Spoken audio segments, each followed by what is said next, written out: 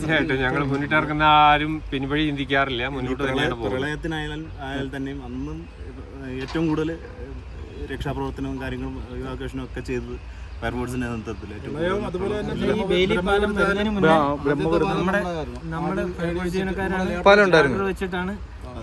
ലാഡറും അപ്പുറത്തേക്ക് താൽക്കാലിക പാലം ആദ്യം ഉണ്ടാക്കിയായിരുന്നു.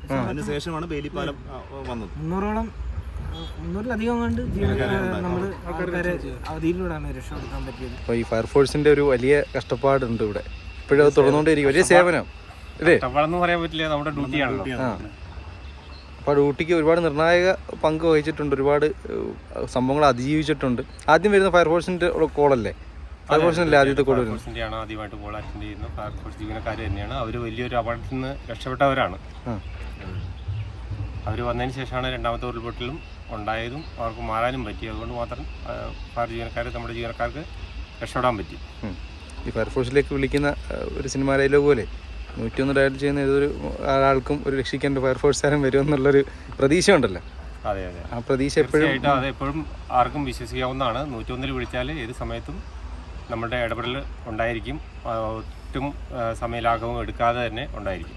സാറിന് ഇപ്പോഴും കൺട്രോൾ റൂമിലല്ലേ ഇപ്പോഴും കോൾ ഇങ്ങനെ ഇത് ബേസ് ചെയ്ത് വരുന്നുണ്ടോ? ഇപ്പോഴും കോൾ ബേസ് ചെയ്ത് വരുന്നില്ല. നമ്മളിപ്പോൾ കൺട്രോൾ റൂമിൽ നിന്നാണ് ഇതിൻ്റെ മൊത്തം ഏകോപനം നടക്കുന്നത്.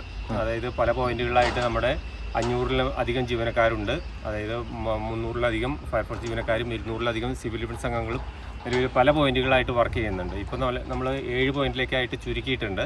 അത് നമ്മുടെ പ്രവർത്തനം 7 പോയിന്റിലേക്ക്. ബാക്കിയുള്ള സെർച്ചിങ് ഏരിയ ഒരുവിധം കഴിഞ്ഞു. മറ്റുള്ള ഡിപ്പാർട്ട്മെൻറ്റും അതുപോലെ തന്നെ മിലിറ്ററി ആയാലും NDRF ആയാലും അവരും പല രീതിയിൽ സെർച്ചിങ് നടത്തിക്കൊണ്ടിരിക്കുന്നുണ്ട്. നമ്മൾ ചെയ്യുന്നത് 7ഓളം പോയിന്റുകളാണ്. അതിൽ നമ്മുടെ ഈ പറഞ്ഞ ജീവനക്കാർ ജോലി ചെയ്തുകൊണ്ടിരിക്കുകയാണ്. വിളിച്ച് നിങ്ങൾ എത്തുമ്പോൾ ഉണ്ടായൊരു സാഹചര്യം എന്ന് പറയാം എങ്ങനെയാണ്? നമ്മുടെ കൽപ്പറ്റ ടീമാണ് കൂടുതലായിട്ട്. നമ്മളൊക്കെ ഏകദേശം 1:45 ആയി സമയമായപ്പോഴാണ് കോള് ചെല്ലുന്നത്, ഫസ്റ്റ് കോള് ചെല്ലുന്നത്. അപ്പോഴും അന്നേരം തന്നെ first response Kalpetta team, Kalpetta fire station. അത് വന്ന് വരുമ്പോഴേ നിയറസ്റ്റ് ആയിട്ടുള്ള കൽപ്പറ്റ സ്റ്റേഷനിലാണ് കോൾ. അവിടുന്ന് അങ്ങോട്ട് എല്ലാ സ്റ്റേഷനും ഇതിന്റെ ഇത് വ്യാപ്തി അനുസരിച്ച് വിളിക്കും. അന്നേരം ബാക്കിയുള്ള സ്റ്റേഷനിൽ പിന്നെ അതിന്റെ ബാക്കിലായിട്ടേ വരത്തുള്ളൂ. ആദ്യം ഉണ്ടാകുന്ന ചൂരൽമലയല്ലേ, രണ്ടാമത്തെ കയ്യിലൊക്കെ ഉണ്ടാകും. അതെ, വലിയ സമയവ്യത്യാസമില്ലാതെ ഉണ്ടായെന്നാണ് അറിഞ്ഞത്. അവർ വന്നതിന് ശേഷം രണ്ടാമത് വന്നു കഴിഞ്ഞപ്പോഴത്തേക്കിനും ഇതുപോലെ തന്നെ ഇത് ഉരുള് പൊട്ടി കുറച്ച് ജീവനക്കാർ പെട്ടെന്ന് മാറേണ്ടി ഒരു സിറ്റുവേഷൻ വരെ ഉണ്ടായിട്ടുണ്ട്. എനിക്ക് റിസ്ക് ആയിരുന്നു ജീവനക്കാരെടുത്തത്. പിന്നെ അതിലും വലിയ റിസ്ക് എന്ന് പറഞ്ഞാൽ പാലം വരുന്നതിന് മുമ്പായിട്ട് കുറേ ജനത്തിനെ ഫയർഫോഴ്സിനെ രക്ഷപ്പെടുത്താൻ പറ്റി. ഈ റോപ്പിൽ തൂങ്ങിയൊക്കെ പോയൊരു സംഭവം ഉണ്ടല്ലോ.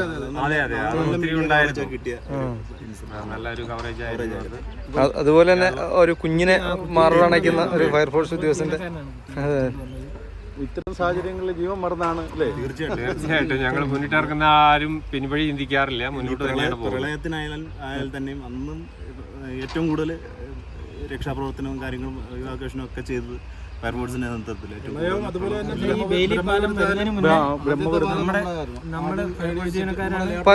വെച്ചിട്ടാണ് ലാഡറും അപ്പുറത്തേക്ക് താൽക്കാലിക പാലം ആദ്യം ഉണ്ടാക്കിയായിരുന്നു. അതിനുശേഷമാണ് ബേലിപ്പാലം വന്നത്. 300-ലധികം കണ്ട് നമ്മള് അതിലൂടെയാണ് രക്ഷപ്പെടുത്താൻ പറ്റിയത്.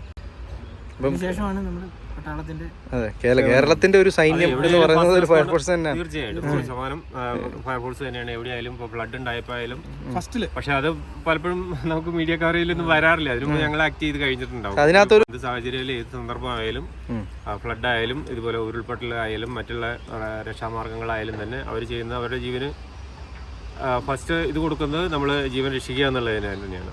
ഡ്യൂട്ടി ടൈം കഴിഞ്ഞിട്ട്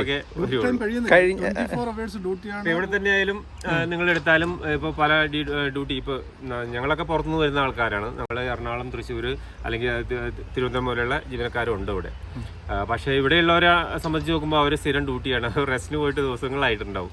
ഞങ്ങൾ പിന്നെ അത്യാവശ്യം 1 വീക്ക് അല്ലെങ്കിൽ 3-4 ഡേയ്സിൽ ചേഞ്ച് ചെയ്യുന്ന ആൾക്കാരാണ്. പക്ഷേ ഇവിടെയുള്ളവരുടെ സ്ഥിതി അതല്ല. ഇവരുടെ ഏരിയയാണ് കൂടുതലായിട്ടും ലൊക്കേഷനെ പറ്റി അറിയുന്ന കാര്യങ്ങൾ നമ്മുടെ കൽപ്പറ്റയിലുള്ള അല്ലെങ്കിൽ മാനന്തവാടി ഉള്ള ബത്തേരിയിലുള്ള ജീവനക്കാരാണ് കൂടുതൽ അറിയുക.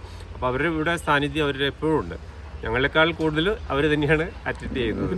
മറ്റ് ഡിപ്പാർട്ട്മെന്റിനെ പോലെ അല്ല ഇത്. ഇപ്പോൾ ഒരു ഫസ്റ്റ് കോള് വന്നാൽ അറ്റൻഡ് ചെയ്യുന്നുള്ളൂ. മറ്റേ വേറെ വിളിച്ച് 1-2 കോളൊക്കെ ചെല്ലുമ്പോഴേ ചിലപ്പോൾ എടുക്കത്തുള്ളൂ. ഇത് ഫസ്റ്റ് കോൾ എന്ന് പറഞ്ഞാൽ എടുത്തേ പറ്റൂ.